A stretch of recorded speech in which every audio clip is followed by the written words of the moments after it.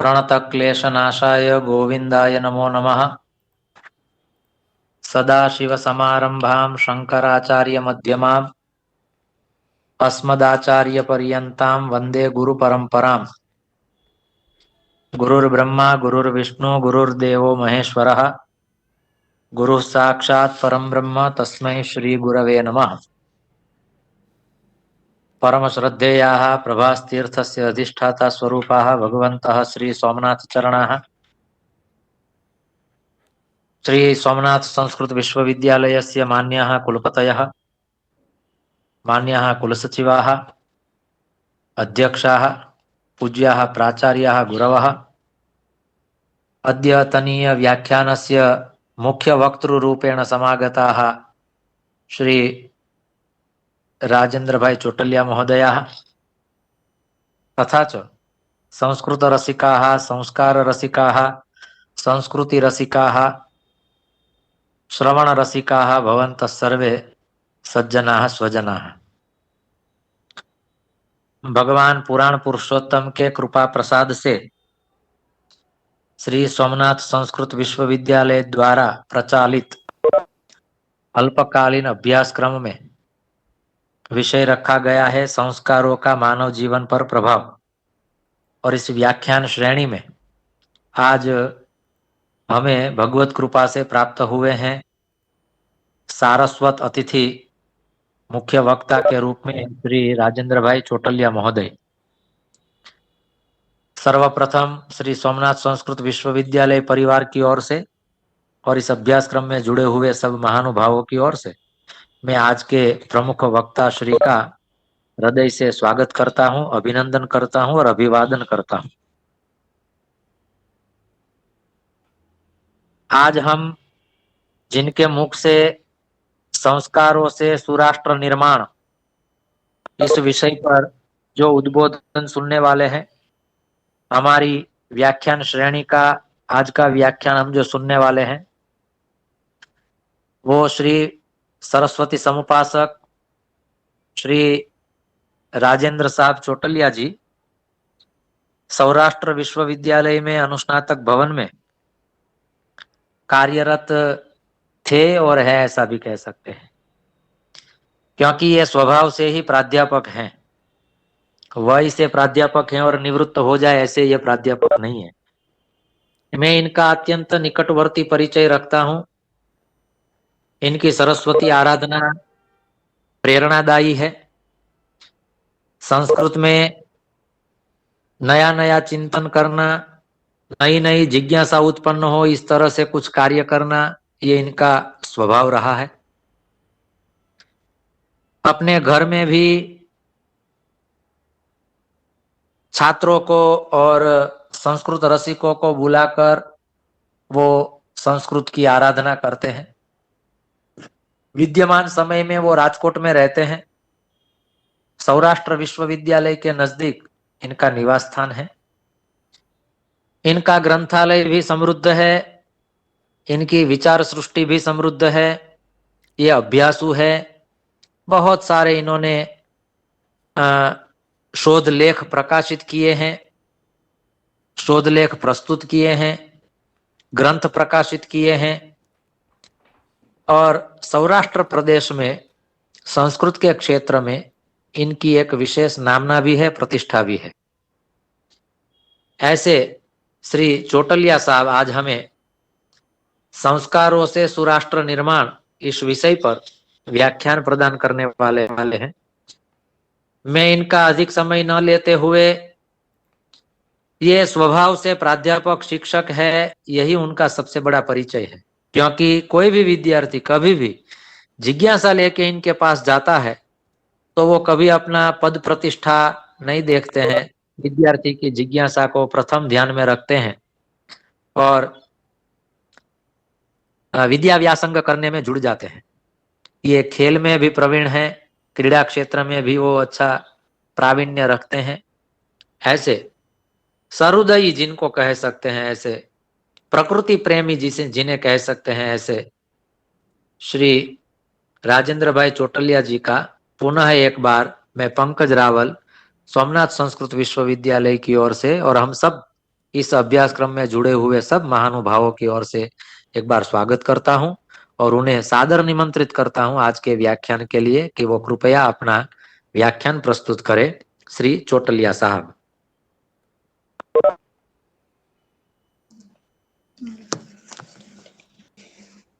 नमस्कार।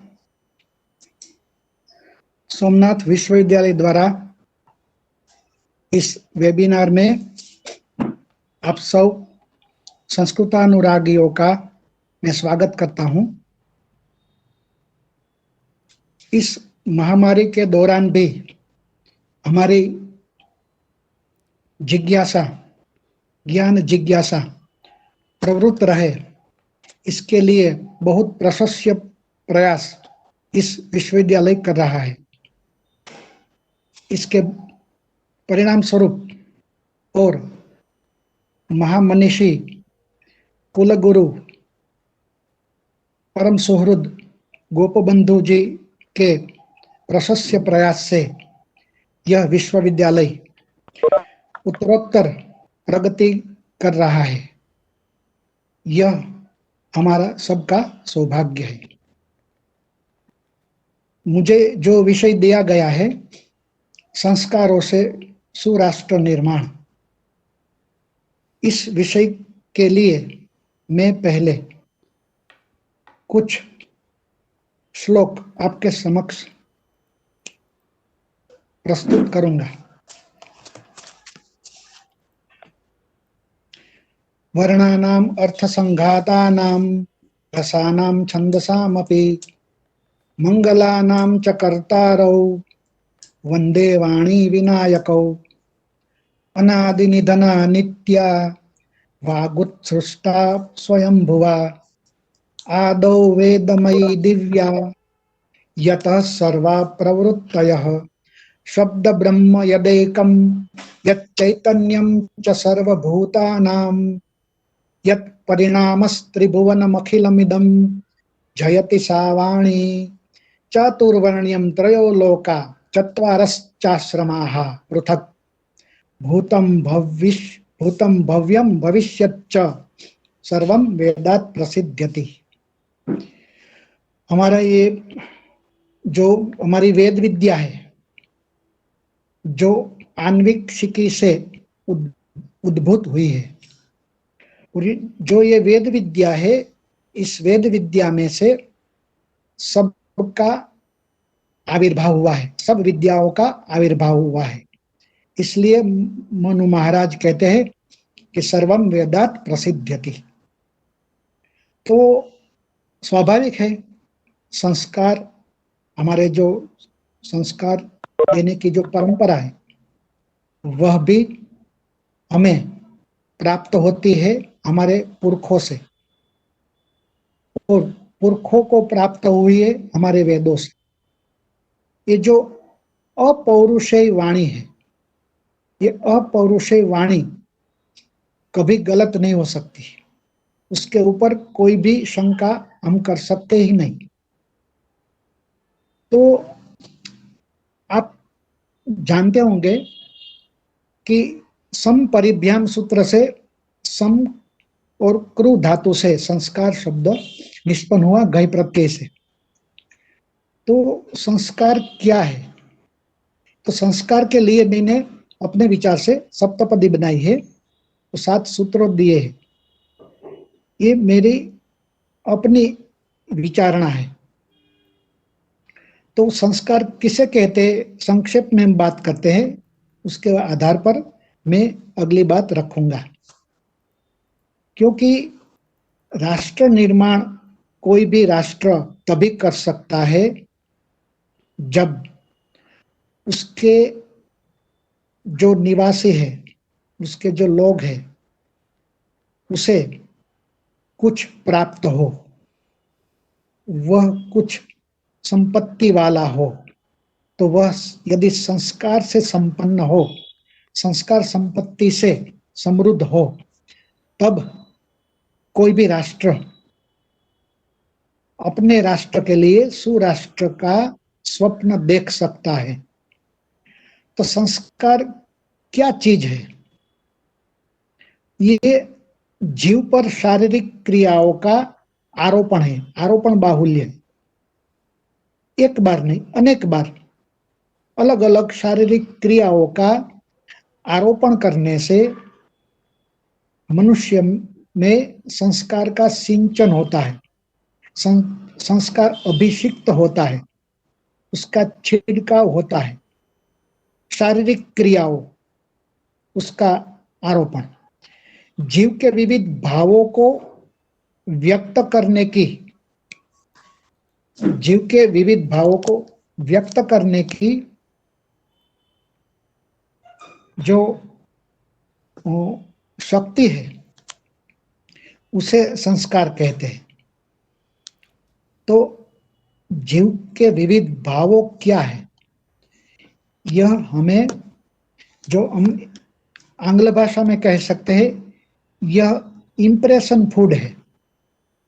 Impression food means जो हमारे अंदर कुछ इंप्रेस होता है, कुछ चित्त में कुछ छा जाता है, उसे हमारा चित्त भर जाता है, तो यह इंप्रेशन है। तो इसलिए हम कह सकते हैं कि जीव के विविध भावों को व्यक्त करने की शक्ति संस्कार है। तीसरा, मनुष्यों में गुणों का या सद्वर्तन का जो आधान है वह संस्कार है। तो सद्वर्तन क्या है, जिसे आंग्ल भाषा में वर्च्यू बोलते हैं। तो कोई भी नागरिक सद्वर्तन से परे है तो उसमें संस्कार का आधान नहीं हो सकता। तो मनुष्य में गुणों का या सद्वर्तन का आधान ही संस्कार है। संस्कार की प्रक्रिया में सद्वर्तन का आधान होना जरूरी है, जरूरी नहीं है केवल, अनिवार्य है। अतः जो हमने देखा है, कई बार देखा है कि जो वाल्मीकि रामायण के आधार पर तुलसी जी ने रामचरितमानस लिखा, उसमें तुलसी जी कहते हैं, बड़े भाग मानुष तन पावा, सुर दुर्लभ सब ग्रंथ ही गावा। इस मनुष्य देह जब हमें मिला है तो ये हमारी सबसे बहुत बड़ी सौभाग्य है, बहुत बड़ा सौभाग्य है कि हमें मनुष्य शरीर मिला है। मनुष्य शरीर में यदि सद्वर्तन न हो तो हम उसका सद्वर्तन से हम संस्कारी नहीं हो सकते, क्योंकि सद्वर्तन ही हमें संस्कार की ओर ले जाता है। जो सद्वर्तन है वो संस्कार का अग्रदूत है, इसलिए सद्वर्तन अनिवार्य है। ज्ञान, कर्म और भक्ति की भावनाओं का आधान उसकी मनोशारीरिक प्रक्रिया संस्कार की प्रक्रिया कहलाती है।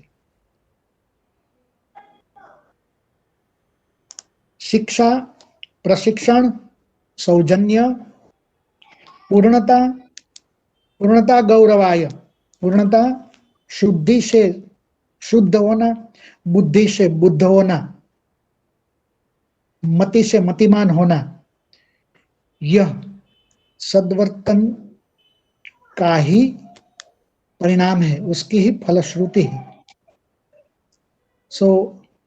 हम कह सकते हैं कि हमारे जीवन में हमें मनुष्य होने के लिए अन्य प्राणियों से हम 3 बातों से अलग है।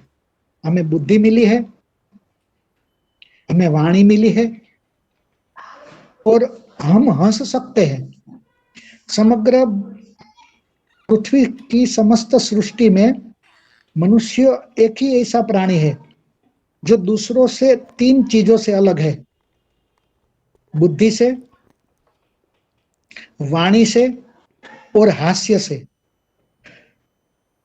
मनुष्य के अलावा कोई भी प्राणी उसमें हंसने की क्षमता नहीं है।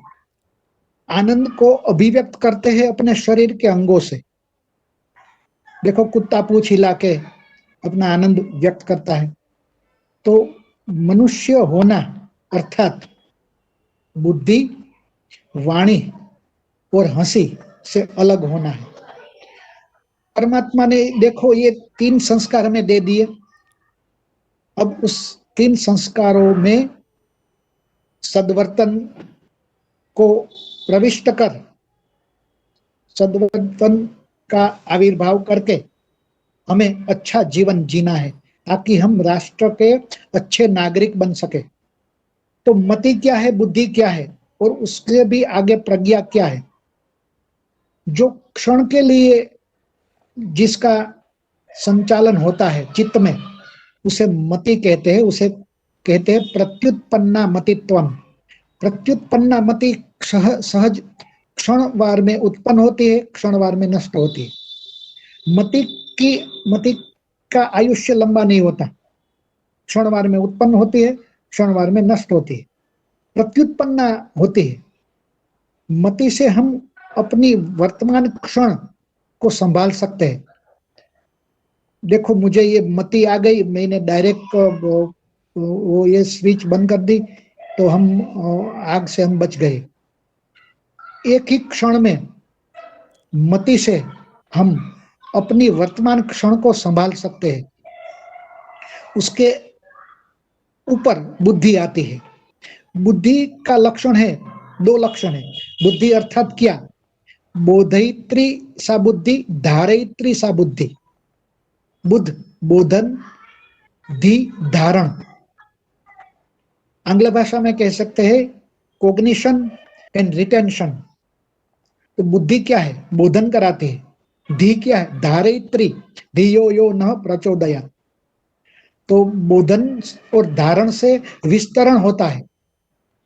तो बुद्धि हमें बोधयित्री शक्ति देती है, धारयित्री शक्ति देती है, ताकि हम 1 साल 2 साल के बाद भी इस व्याख्यान को हम समझ सके, इस व्याख्यान को पुनः अपने विचार में ला सके। क्योंकि इस व्याख्यान में हमारी मनुष्य की बुद्धि में धारण शक्ति है, इसलिए हमने जो कुछ सुना है वो हम अपने चित्त में धारण कर सकते हैं, और सालों से हम धारण कर सकते हैं, जो अन्य प्राणी नहीं कर सकते हैं। क्योंकि हमें अन्य प्राणी के अलावा मनुष्य में बुद्धि का आविर्भाव परमात्मा ने दिया है।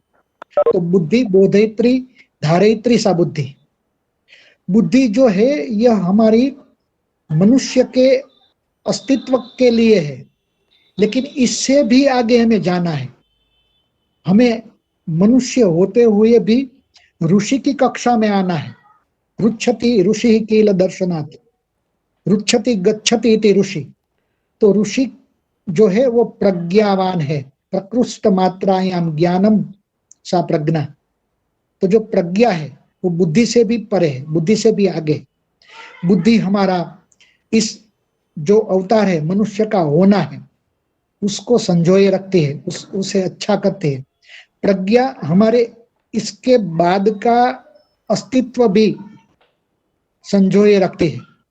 प्रज्ञा यह है जो केवल इस लोक से नहीं, इसके बाद के लोक का भी चिंतन करती है, उसके बाद का भी हिसाब हमें दे सकती है। हमें इसे आगे ले जाने के लिए बुद्धि से प्रज्ञा में आना, यह हमारा दायित्व है। संस्कार जो काम करते हैं, यह हमें मति से बुद्धि में लाता है और बुद्धि से प्रज्ञा में लाता है। और प्रज्ञावान कभी कुछ गलत नहीं कर सकता। विश्व में जो कुछ क्राइम होते हैं, जो कुछ दुखदायी प्रसंग होते हैं, वह समस्त प्रसंग प्रज्ञा के अभाव से होता है। बुद्धिमान तो होते ही क्राइम करने वाले, आतंक फैलाने वाले लोग बुद्धिमान तो है ही, लेकिन वे लोग प्रज्ञावान नहीं है। जो बुद्धि से हम कह सकते हैं कि वो इंटेलिजेंट है, लेकिन प्रज्ञा से हम कह सकते हैं वो जीनियस है। This is the difference between intelligent and genius. तो हमें इंटेलिजेंट आदमी नहीं चाहिए, हमें प्रज्ञावान चाहिए। तो ऐसी चिंतना, इसके ऊपर हमें करनी चाहिए कि हमें बुद्धिमान हम है तो हमें आनंदित नहीं होना है।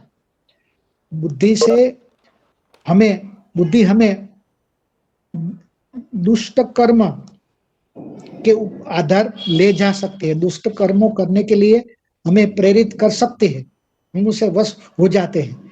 लेकिन प्रज्ञा कतई ऐसा नहीं करने देती।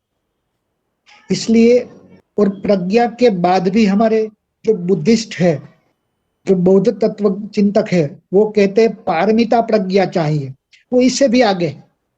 तो पारमिता प्रज्ञा यह परम विवेक की भूमिका है, यह सहज अनुभूति है, यह परिमार्जन से हमारी बुद्धि की प्रज्ञा की के परिमार्जन से परम की ओर हमें ले जाती है यह प्रक्रिया। तो संस्कार मति से बुद्धि तक लाते हैं, बुद्धि से प्रज्ञा तक हमें लाते हैं, और हमारी उम्र बढ़ती है तब हम पारमिता प्रज्ञा में हम प्रविष्ट हो सकते हैं। यही जो ईशावास्य उपनिषद है वो अमृतम अश्नुते जो कहते हैं, ईशावास्य उपनिषद, इसका ईशावास्य के ऋषि जो अमृत की कल्पना करते हैं, यह पारमिता प्रज्ञा की कल्पना है। तो नागरिक कैसा होना चाहिए? वो प्रज्ञा संपन्न होना चाहिए, प्रज्ञाशील होना चाहिए, प्रज्ञानिष्ठ होना चाहिए। तो ये ऐसी सहज अनुभूति हमें होनी चाहिए। तो जीव को निःश्रेयस सिद्धि तक पहुंचाने की जो शीलगत प्रक्रिया है वह संस्कार से प्राप्त हो सकती है। इसलिए इस संस्कारों का मैंने संक्षेप में इस सप्तपदी में संस्कारों की कुंडली निकालकर बता दी है कि संस्कार हमें कहां से कहां ले जा सकते हैं। आपने मेरे पूर्व कई जो व्याख्याताओं है उनसे सीखा है संस्कार क्या है, संस्कार कितने हैं, संस्कार की संख्या कितनी है, किस संस्कार में कई क्या क्या चीज आती है।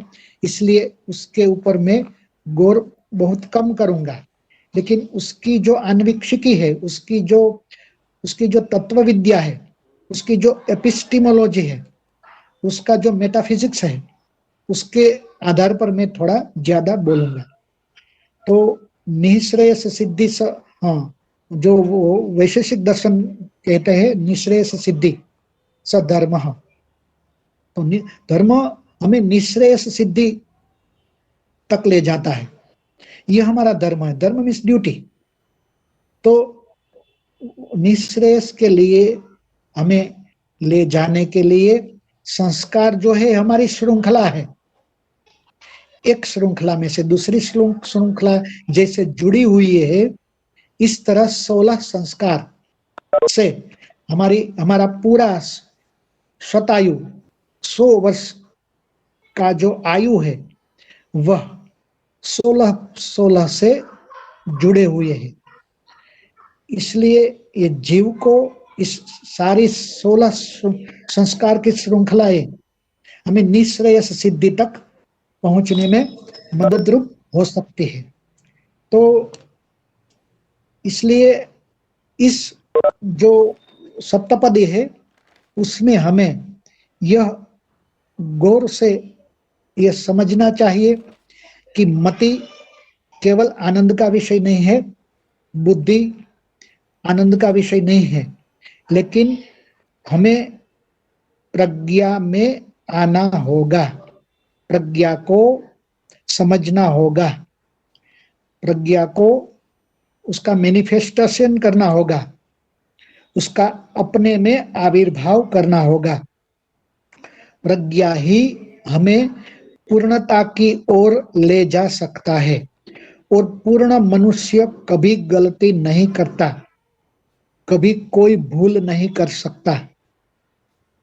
और इसलिए देखो हमारी विश्वविद्यालय का जो मुद्रा लेख है पूर्णता गौरवाय, जो कालिदास ने बताए मेघदूत में, तो पूर्णता जो है वह प्रज्ञा से प्राप्त हो, और संस्कार हमें प्रज्ञा तक हमें पहुंचा सकता है।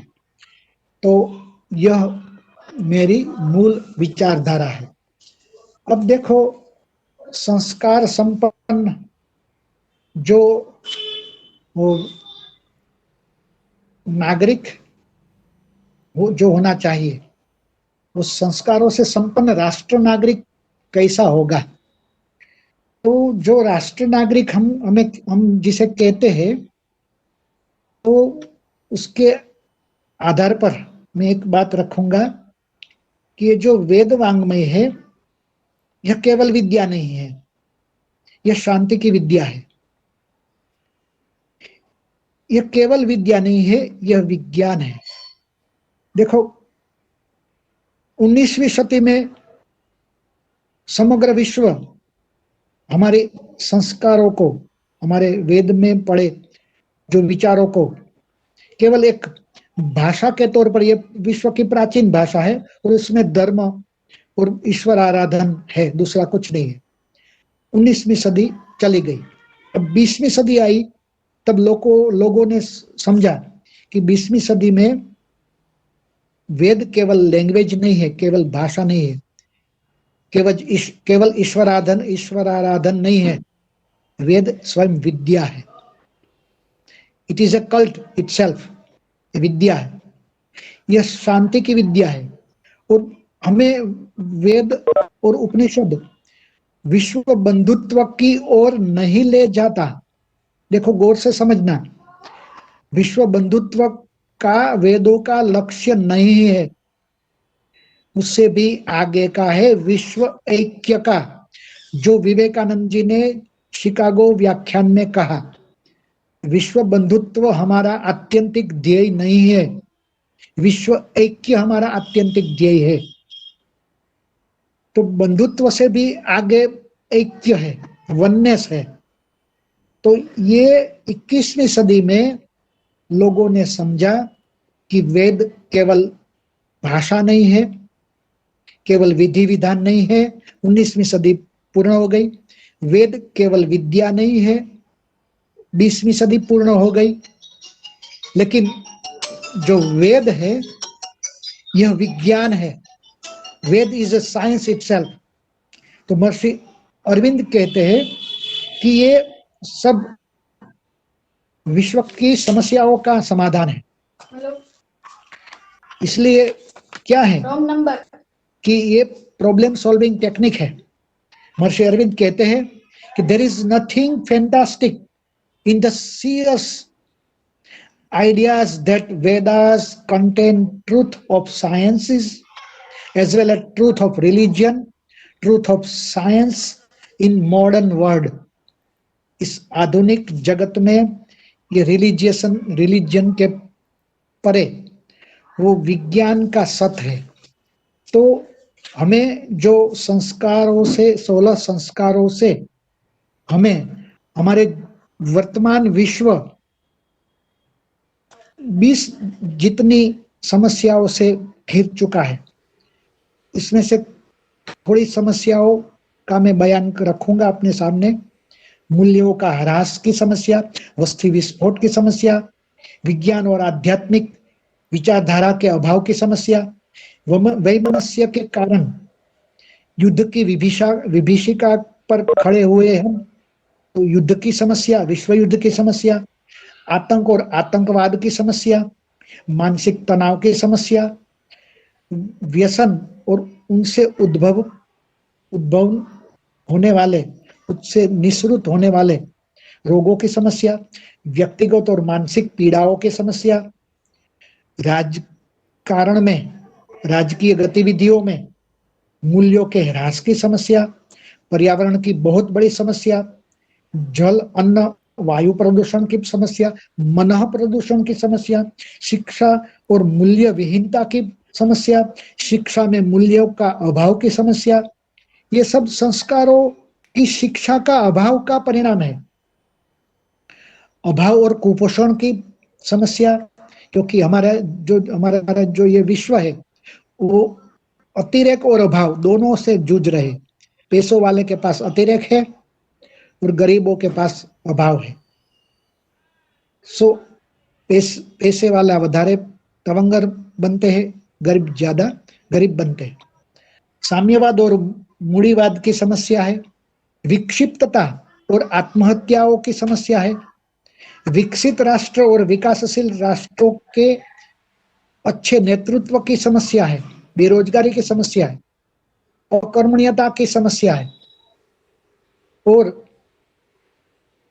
स्व समाज राष्ट्र के निर्माण के लिए कोई भी अपना उत्तरदायित्व नहीं ले पा रहे हैं, उसकी समस्या है।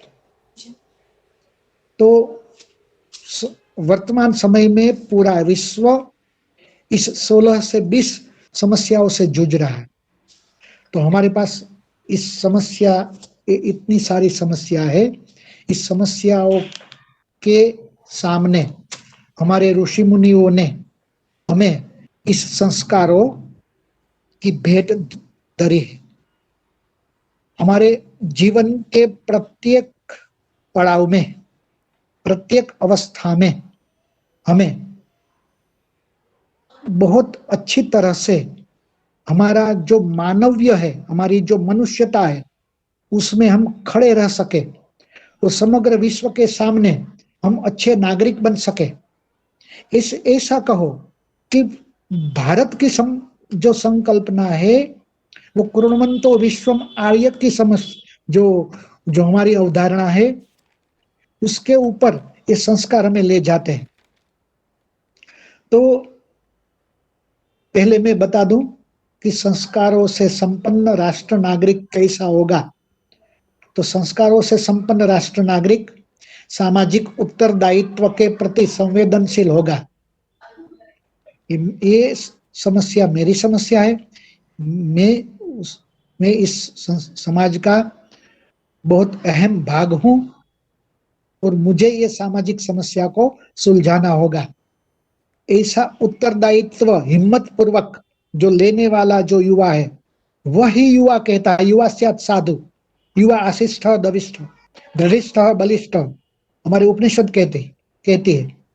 तो सामाजिक उत्तरदायित्व के प्रति संवेदनशील होना है, क्योंकि संवेदनशील होना ही मनुष्य है। मनुष्य होना और संवेदनशील नहीं होना, यह अपने आप में विरोधाभास है। संवेदना है, संवेदनशीलता ही है वो मनुष्यता का सर्वोच्च शिखर है। यह राष्ट्रीय विकास के प्रति उन्मुख होना, बद्धपरिकर होना, पारिवारिक या गार्हस्थ्य जीवन के प्रति जागरूक होना है। तो अब देखो, जो पाश्चात्य संस्कृति है वहां संस्कार नहीं है। हमारे यहाँ लग्न विवाह उद्वाह है, संस्कार है, वहां लग्न है वो करार है। This is the difference between संस्कार एंड करार। वो कॉन्ट्रैक्ट है, कॉन्ट्रैक्ट कभी भी वो भ्रष्ट हो सकता है, भंग हो सकता है, कॉन्ट्रैक्ट है। इसलिए हमारे यहाँ बजाय विश्व के अन्य राष्ट्रों में जेब में पैसे होने के अलावा वो ज्यादा दुखी है। हमारे यहाँ गरीब लोग ज्यादा सुखी है, वहां ज्यादा अमीर लोग ज्यादा दुखी है। बस यही संस्कार की हमारी ऋषि मुनियों ने हमें जो भेंट दी है, हम स्वीकार कर लेते हैं कि हमें हमारा भाग्य से ज्यादा नहीं मिल सकता, भाग्य के परे हम नहीं जा सकता। हम परिस्थितियों का स्वीकार कर लेते हैं, वे परिस्थितियों को स्वीकार नहीं करते, इसलिए वो घूम जाते हैं। तो महत्तर विश्व के जो लोग हैं वो धन के पीछे भौतिकवादी है। हम विधाता के चरणों में जाते हैं और केवल एकमात्र विश्व में भारत ऐसा राष्ट्र है जो मातृशक्ति में ईश्वर को देखते हैं। केवल एक ही भारत, ओनली इंडिया, जो भारत हमारा जो राष्ट्र है उसने ईश्वर में मातृशक्ति का आधान किया है। दूसरे कोई कई भी राष्ट्र, सब राष्ट्रों में अपने अपने ईश्वर पुरुष है। केवल जो भारत है उसमें जो ईश्वरी शक्ति है, जो ऐश्वर्य है, वो मातृशक्ति में है। इस ऐसे ऐसे संस्कार देने से हम अपनी धरती को माता कहते हैं, और जिसे हम माता कहेंगे उसका हम बुरा कैसे कर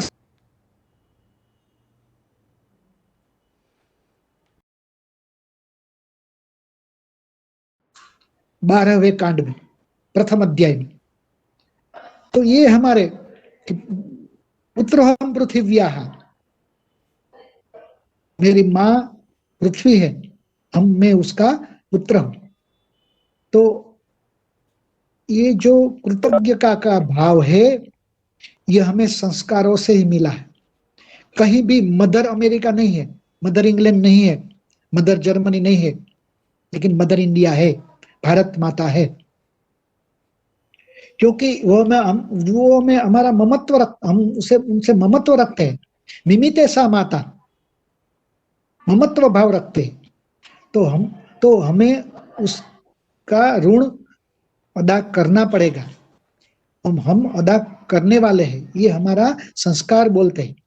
तो पारिवारिक या गार्हस्थ्य के प्रति हम जागरूक रह के भी जो माता के प्रति हम दुर्व्यवहार नहीं कर सकते, वैसे धरती माता के प्रति हम दुर्व्यवहार नहीं कर सकते, क्योंकि उसे हम माता मानते हैं, तो हमें उसका भी सम्मान करने वाले हैं। उससे हम कुछ जितना लेते हैं उससे ज्यादा हमें देने की भावना रखते हैं।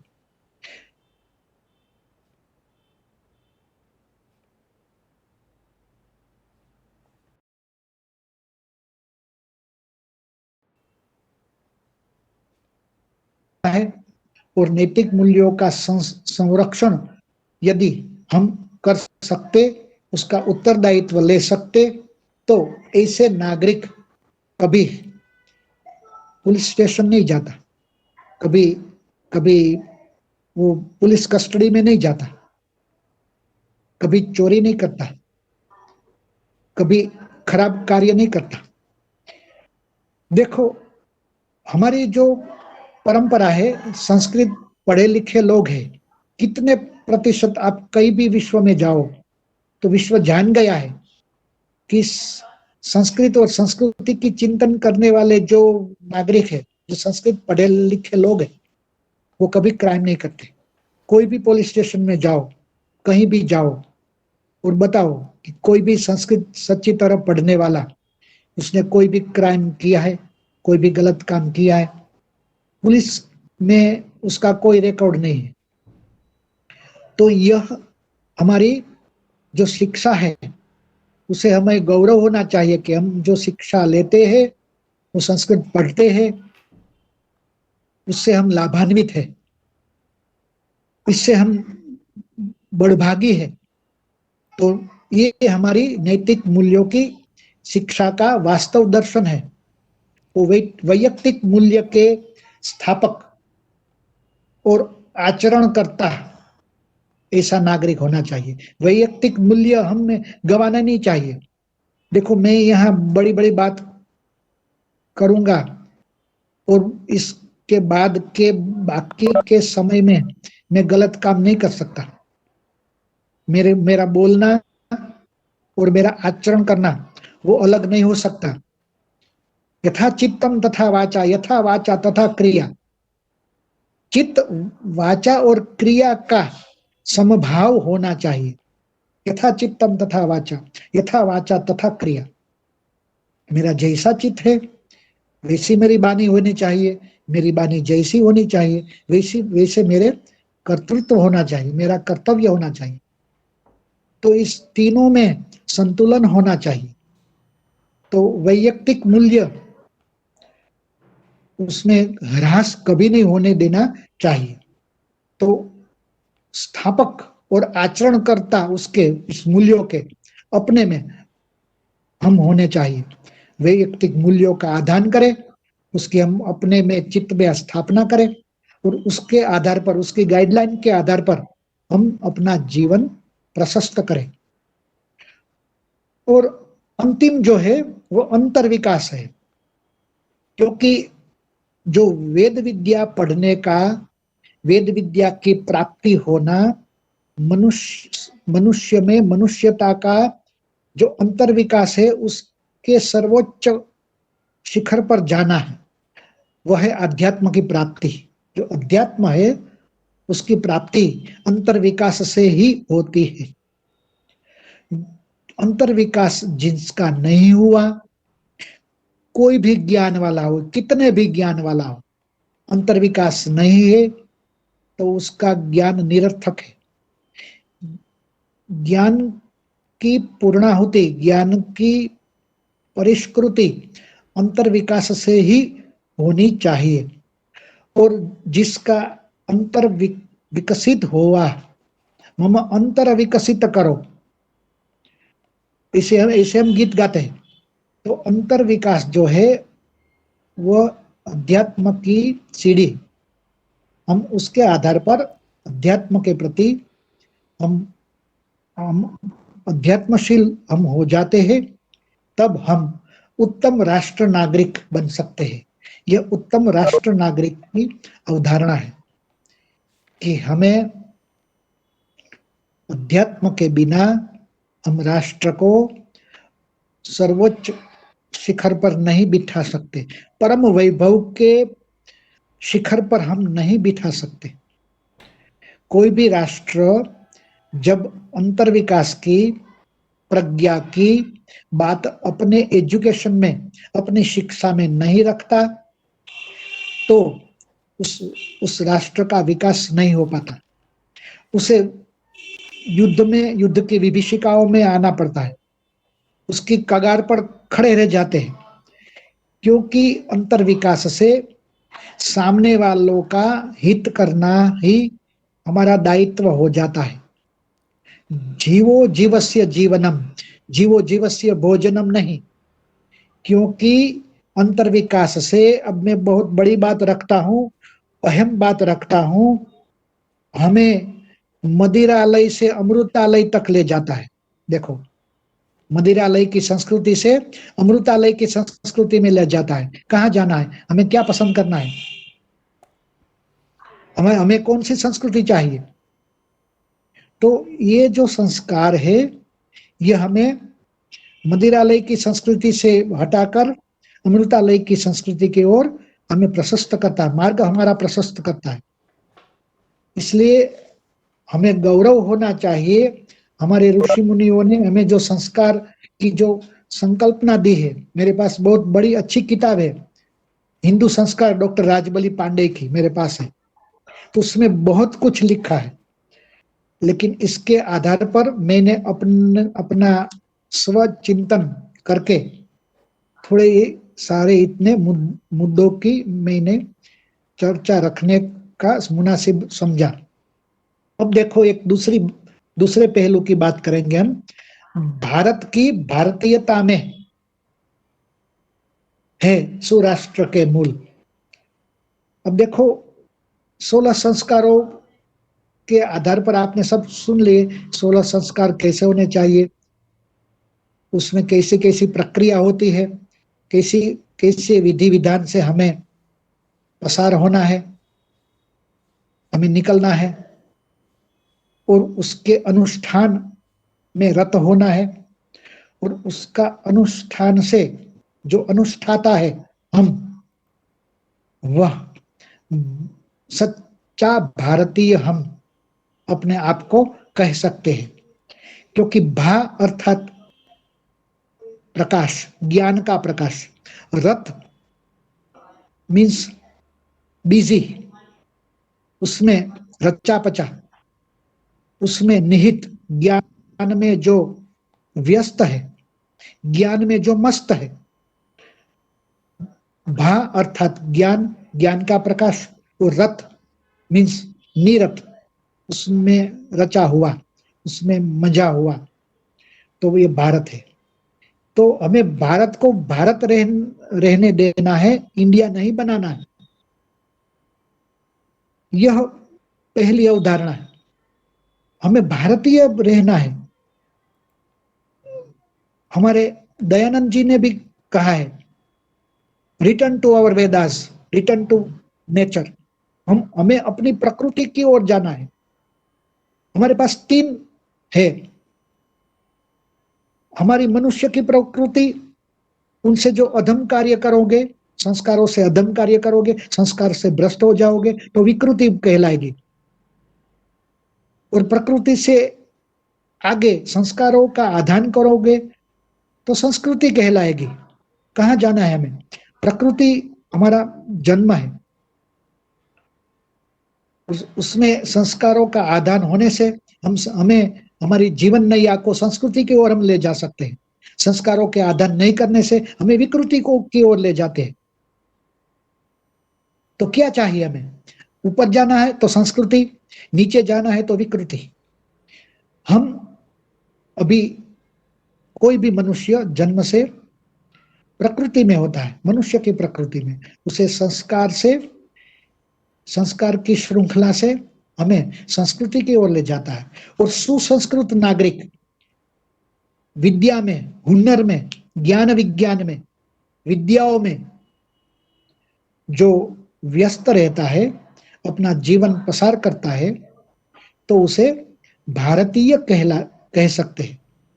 तो हमें भारतीय बनाने के लिए संस्कारों की भेंट हमने मिली है, भेंट ऋषियों ने दी, ताकि हम भारतीय रह सके पूरे आयुष्य और भारतीय मर सके।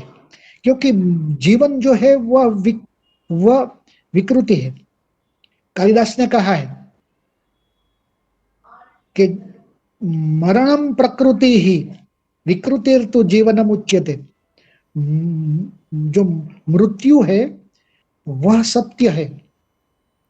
हम थोड़ी देर के लिए मृत्यु से जीवन की ओर आए हैं, थोड़े साल, 100 साल के लिए। बाकी हमें परम सत्य की ओर जाना है। जो परम सत्य है वह मृत्यु है। ये हमें स्वीकारना होगा, क्योंकि उसमें हम ज्यादा समय रहते हैं, बहुत अल्प समय हम जीवन में आते हैं, केवल 100 साल। बाकी अनंत करोड़, अनंत कल्पों तक हम चले जाते हैं हमारे मूल स्वभाव में। आप समझ रहे होंगे कि मैं क्या बात कर रहा हूं। This is the metaphysics, this is the epistemology of Indian ethos. जो भारत को, जो विश्व को जो देना है, ये चीज है कि थोड़े साल के लिए हम आए हैं।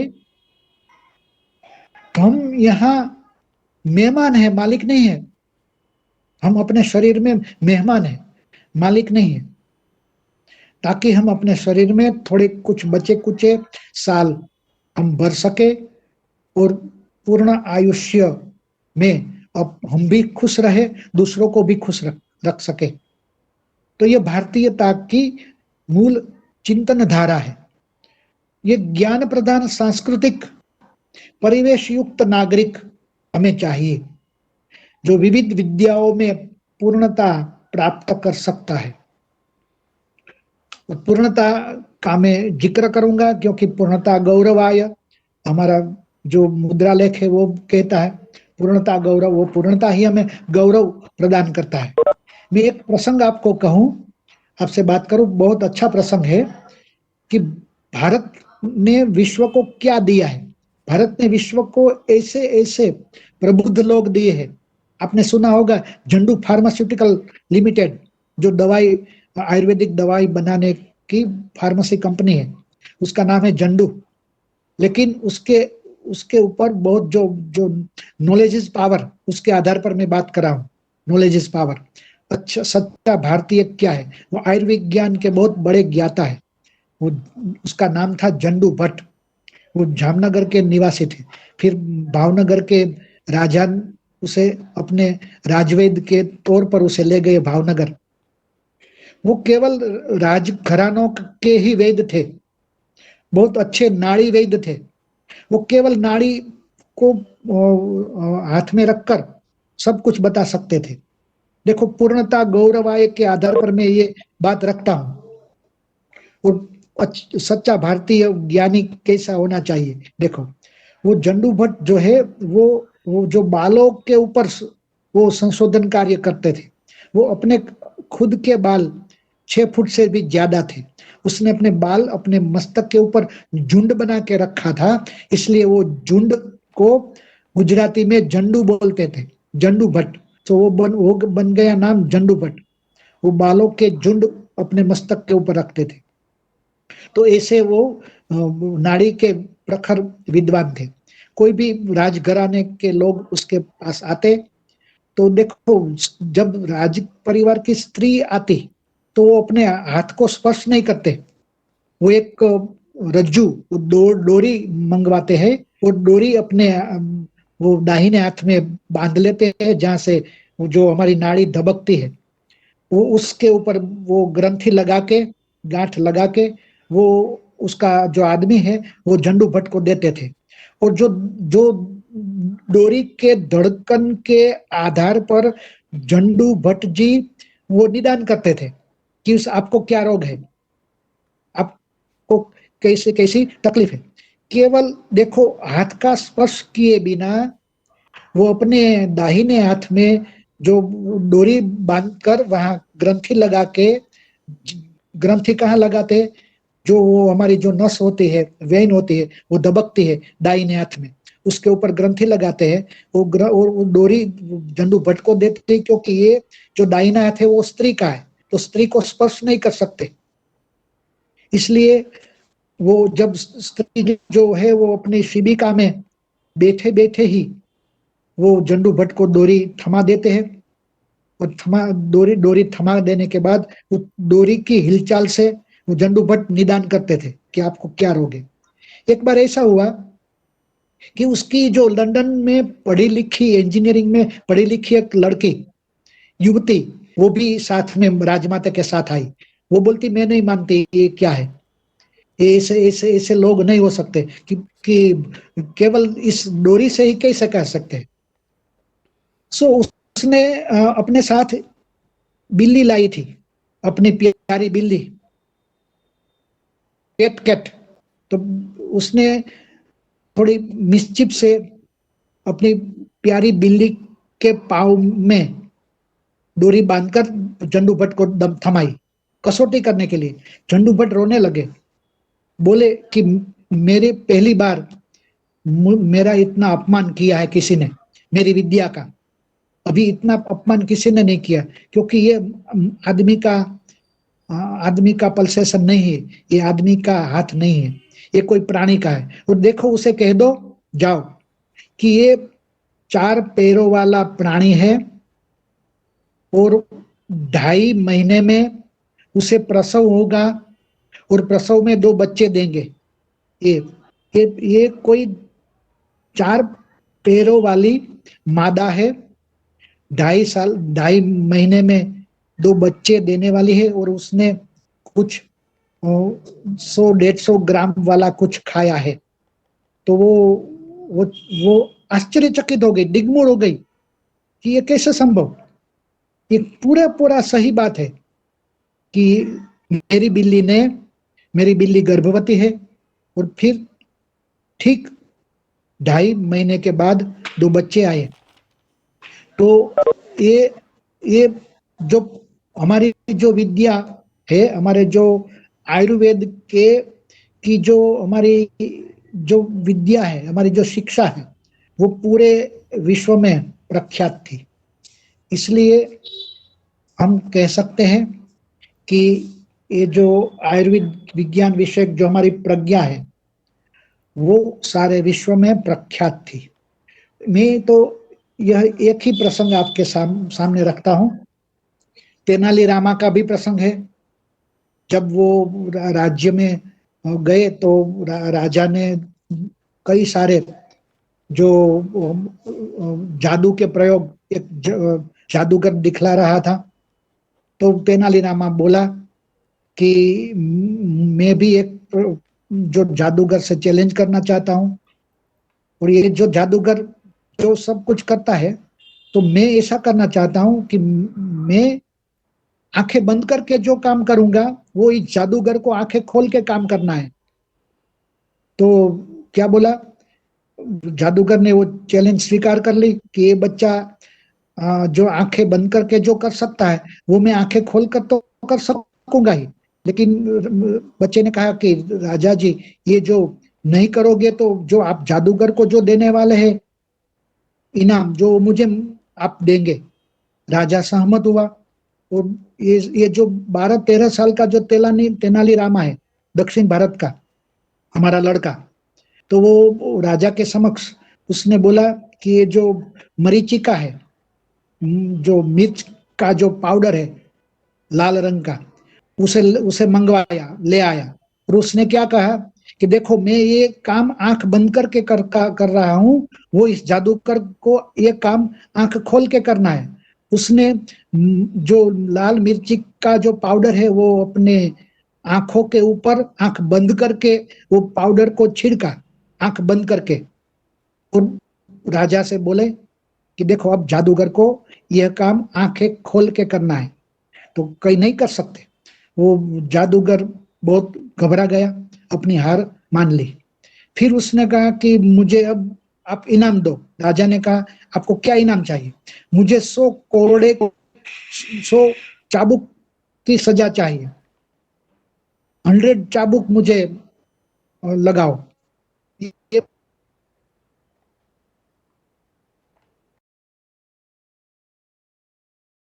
कि राजा जो मुझे वो जो भेंट देगा वो मैं आपको वो घूस के रूप में दे रहा हूं।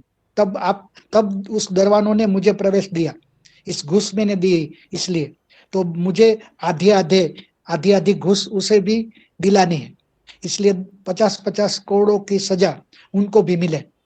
ये ऐसा जो हमारा जो बच्चा है तेनालीरामा, उसकी बहुत बड़ी प्रख्याति थी, क्योंकि भारत में ज्ञान विज्ञान की हमारी जो धरोहर है वो बहुत दृढ़मूल थी, बहुत बलशाली थी। इसलिए हमारे पास ऐसे कई प्रसंग, हजारों प्रसंग, लाखों प्रसंग हमारे देश में होते थे। हमारे देश में पूरी 2000 विद्यापीठ थी। नालंदा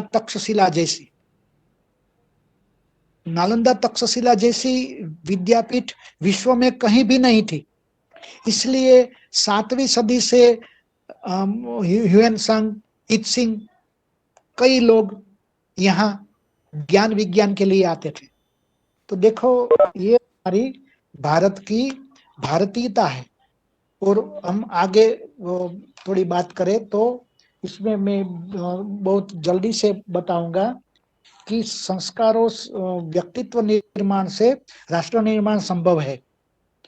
तो संस्कारों से व्यक्ति का परिष्कार होना चाहिए।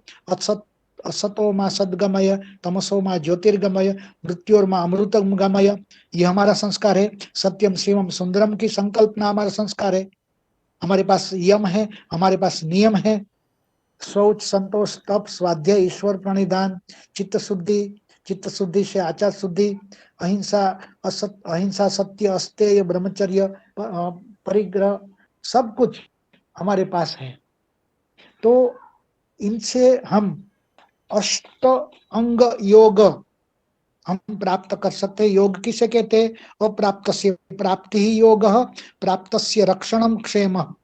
तो हमें योग क्षेमम वहाम यहम, हम तब कह सकते हैं कि जो अप्राप्त है वो हमें प्राप्त हो, और जो प्राप्त है उसका हम हमारे अंदर उसका संरक्षण हो, वो हमसे कभी न छूटे, हमसे कभी न दूर हो। तो पंचकोश के संस्कारों से राष्ट्र निर्माण शक्य है।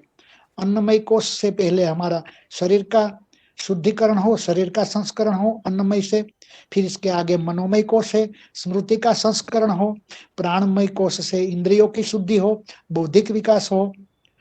और विज्ञानमय कोश से विवेक और प्रज्ञा की, जो हमने पहले बात बताई उसका यहाँ समारोह होता है कि विज्ञानमय कोश, जो कि मनुष्यता की जो उत्कृष्टता यहीं से शुरू होती है, विवेक और प्रज्ञा से। और विवेक और प्रज्ञा का आधान करते करते हम आनंदमय कोश की ओर जा सकते हैं। केवल मनुष्य में ही, जो सतचित तो सब में है, लेकिन आनंद की संभावना केवल मनुष्य में। इसलिए पांचवा जो कोश है आनंदमय कोश, वो अध्यात्म की सिद्धि से प्राप्त होता है और सर्वोत्तम मानव के निर्माण की ओर हमें ले जा सकता है। हमारा यह दायित्व है कि हम पंचमय पंच कोश से के संस्कारों में से निष्पन्न पंचकोश द्वारा, पंचकोश की आपूर्ति के द्वारा शरीर, स्मृति, इंद्रियों, विवेक और प्रज्ञा, और इससे आधार पर हम अध्यात्म की सीढ़ी पर जाते हुए हम पूर्ण मनुष्य की ओर जा सकते हैं, पूर्ण संस्कार संपन्न मनुष्य की ओर जा सकते हैं। अब अंत में मैं इतना कहूंगा कि हमारा जो हिंसा का जो अभाव है, हिंदू किसे कहते हैं? हिंसा दुनोति चेतांसी येषाम ते हिंदव, हिंसा से जिनका दिल दुभाता है। हिंसा मानसिक भी हिंसा नहीं कर सकते, निर्दोष नहीं अदोष आदमी बनाता है, अदोष नागरिक बनाता है, निर्दोष नहीं। निर्गतम दोषम यस्मात् स निर्दोषम, दोषम न समागतम स अदोष। तो अदोष दोष आया हुआ भी ना हो, दोष के जो निकल जाता है वो निर्दोष है, लेकिन दोष आना ही नहीं, यह अदोष की भावना है। तो माता पिता, भाई बहन, पड़ोसी सबसे सदव्यवहार हम करते हैं, हमारा ऐसा स्वभाव है। यदि पड़ोसी का भी कोई मेहमान हमारे घर आता है तो हम उसे अपने मेहमान मानकर हम अपने घर में भी रखते हैं। इसी हमारी संस्कृति है, इसी हमारे संस्कार है। और गुरु आचार्य के प्रति हमें होना है। तो गुरु जो है वो सुतीर्थ है और आचार्य है वो विनेता है। कालिदास ने कहा है, कालिदास ने गुरु के लिए तीर्थ और विनेता शब्द का प्रयोग किया है। तीर्यते अनेन, अज्ञान, जो अज्ञान शिष्य तर जाता है, अज्ञान को पार करता है, वह तीर्थ है, वह गुरु है। वो गुरु से शिष्य अज्ञान को तर जाता है, पार हो जाता है। इसलिए गुरु सुतीर्थ है और आचार्य विनेता है। विशेषेण नयति, विशेषेण चित्त भूमि नयति, चित्त की विशेष भूमि में हमें ले जाते हैं वह आचार्य। तो राष्ट्र संपत्ति के पालक, पोषक और संरक्षक जो है, तो आतिथ्य भावना है। वृद्धजनों की जो वृद्धोपासना, जो वृद्ध संयोग अर्थशास्त्र में पूरा एक प्रकरण है वडिलों के प्रति, वृद्धों के प्रति, क्योंकि हमें वृद्धाश्रम नहीं चाहिए। वृद्धाश्रम हमारी संस्कृति नहीं है। वो सीनियर सिटीजन की, हमारी जो सीनियर सिटीजन के लिए अलग जो रहने की व्यवस्था, वो हमारी संस्कृति नहीं है। हमारी संस्कृति अमृतालय की संस्कृति है, हमारी संस्कृति मैकोले पुत्र की संस्कृति है। तो राष्ट्र निर्माण के लिए जो संस्कारों से, ऐसे सुराष्ट्र निर्माण तभी हो सकता है जब हम संस्कारों को समझे, उसकी तत्व चिंतना को समझे, उसकी एपिस्टिमोलॉजी को समझे, और ऐसे तत्वों को धरोहर के रूप में रखते हुए हम भारत को विश्व में श्रेष्ठ राष्ट्र बना सकते हैं। यह हमारी अवधारणा है, यह मेरा व्यक्तिगत, मेरी अपनी चिंतना है जो वे मैं आपके सामने रखी। अतः मैं ये मेरी वाणी को विराम देता हूँ। ओम पूर्णमदः पूर्णमिदं पूर्णात् पूर्णमुदच्यते पूर्णस्य पूर्णमादाय पूर्णमेवावशिष्यते। ओम शांति शांति शांति। धन्यवाद। धन्यवाद महोदय। प्रणमामि। हेलो, कोई प्रश्न पूछना चाहते हैं तो पूछ सकते हैं। प्रणाम महोदय। अजय, मैं ललित काछड़िया सूरत से हूँ। अजय, और आपने थोड़ा जो आवाज कम आ रहा है आपका, ध्वनि कम आ रहा है। अभी आया आवाज? अभी आया? अजय, ओके आज आया। सर, जो आपने बोला परिमार्जन परिमार्जन है, हाँ, वो क्या है यस, मतलब? हम्म, हाँ, ये देखो इसमें मृष धातु है। मृष, ओके। मृष मीन्स साफ करना। मृष से मर्ष हुआ, मर्ष से विमर्श हुआ, परामर्श हुआ, और मृष मृष से मार्ज वो शब्द आया, जिसे हम देखो मार्जारी बोलते हैं, सम्मार्जनी बोलते हैं, ओके। और इससे हम परिमार्जन शब्द बोलते हैं। हमारा जो साफ सुथरा होना, ओके। जो जो हमारी जो मल है, ओके। वो मल को निर्मल होना, यह परिमार्जन की प्रक्रिया है। तो मल ओके। को निर्मल कब हम हो सकते हैं? जब हम मल को पहचाने कि ये मल राइट। है, ये मेल है। राइट। हम्म राइट। राइट। तो और इसका जो मनुष्य का यही है, कल से हम आज हमारा परिमार्जन हो। एक सेकंड में, एक सेकंड से दूसरी सेकंड में हम जाते हैं तो हमारा परिमार्जन हो। जो राइट। हम गत दिन जो थे वैसे हम आज नहीं है। सततम संभविष्यामि, मैं राइट। अपने अंदर नया नया आविष्कार करूं, नया नया हूं। राइट। मैं गत मेरी जो एक सेकंड है वो मैं मर गया, दूसरी सेकंड में मैं पूरा मैं जी गया। राइट। और ऐसी हमारी बहुत अच्छी ये संकल्पना है परिमार्जन की। राइट। और सर, दूसरा है कि वेद विद्या नहीं है, विज्ञान है, तो विज्ञान यानी क्या? Yes, hmm. Yes, okay. जो जो विज्ञान है ओके, विज्ञान, वो ओके। देखो, देखो मैं 2-3 मिनट ले सकता हूँ। हाँ, हाँ। देखो विज्ञान की जो क्या है, वो जब जो अध्यात्म है उसकी ओर ले जाता है, क्योंकि विज्ञान की पूर्ति से अध्यात्म शुरू होता है। तो पहले विज्ञान जानो, और विज्ञान आपने जान लिया, यस जान लिया, तो आप अध्यात्म में आ सकते हैं। विज्ञान के बिना अध्यात्म में नहीं आ जा सकता। इसलिए देखो नासा के वैज्ञानिकों जो है वह वेद विद्या पढ़ते हैं अभी। उसने खंडन खाद्य को भी पढ़ने लगे हैं। ये हमारी विद्याएं पढ़ने लगे हैं, क्योंकि उसे मालूम है कि हमारे पास विज्ञान है लेकिन हमारे पास अध्यात्म नहीं है। राइट। तो जो विज्ञान है वह हमें सत्य की ओर ले जा सकते हैं जरूर, लेकिन हमें प्रज्ञा संपन्न नहीं बना सकता। प्रज्ञा संपन्न को हमें वेद ही बना सकते हैं। राइट। इसलिए वेद में जो विज्ञान है वह हम प्राप्त करें, और इससे आगे हम अध्यात्म की ओर जाए। हाँ सर, तो आयुर्वेद पूरे में राष्ट्र, पूरे विश्व में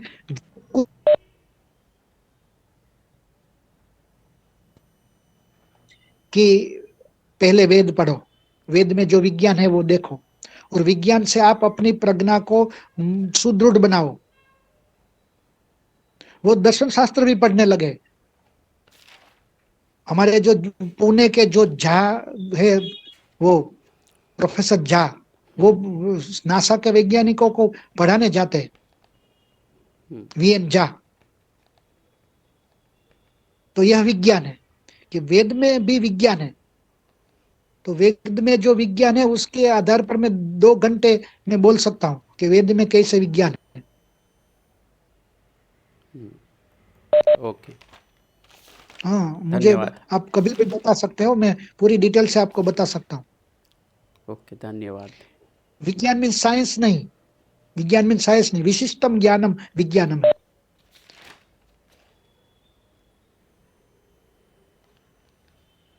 हाँ जी।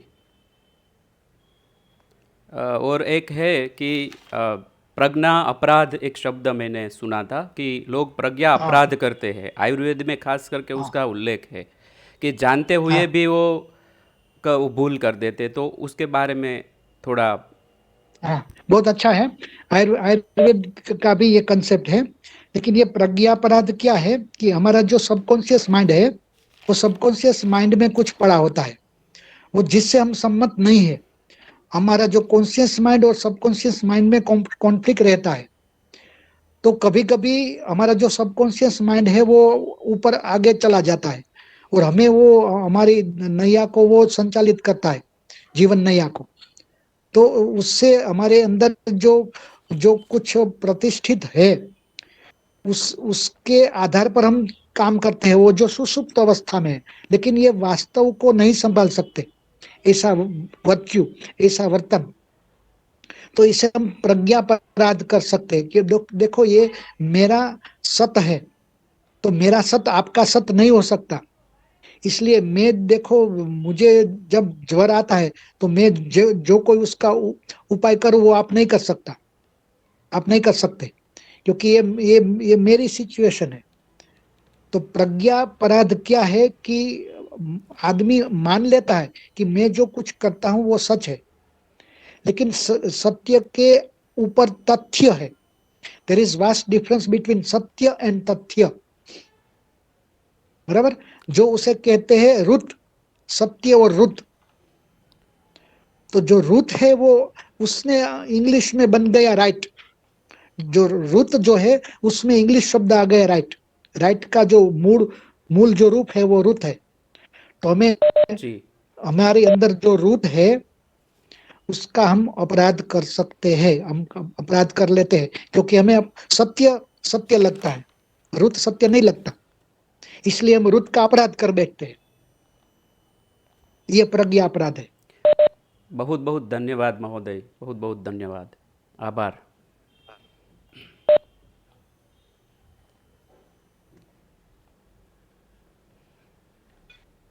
और कोई पूछना चाहते हैं प्रश्न?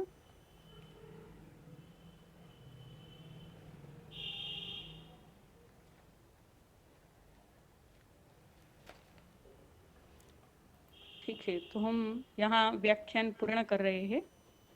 पूर्णता मंत्र, हाँ हाँ, पूर्णता मंत्र सर ने दिया है और व्याख्यान भी दिया है।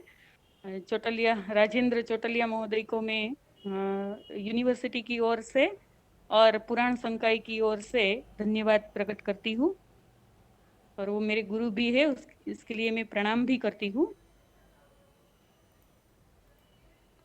हम यहाँ व्याख्यान पूर्ण कर रहे हैं। ओम पूर्णमद पूर्णमिदं पूर्णात् पूर्णमुदच्यते पूर्णस्य पूर्णमादाय पूर्णमेवावशिष्यते। ओम शांति शांति शांति। नमो नमः महोदय। नमो नमः।